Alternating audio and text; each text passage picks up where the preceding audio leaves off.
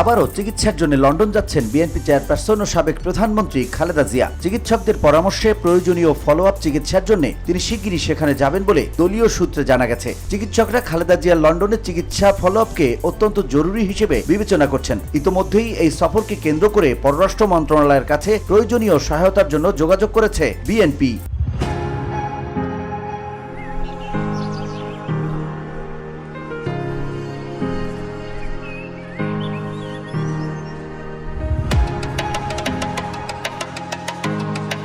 দলীয় সূত্র জানিয়েছে, শারীরিক অবস্থার কিছুটা উন্নতি হলেও পূর্ণ সুস্থতার জন্য তার নিয়মিত আন্তর্জাতিক মানের চিকিৎসা নেওয়াই এখন প্রধান অগ্রাধিকার। তাই তাকে পুনরায় লন্ডন যাওয়ার সিদ্ধান্ত নিতে হয়েছে।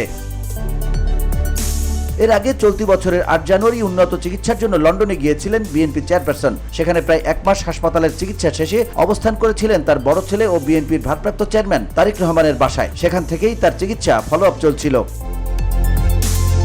VOD Bangla news desk.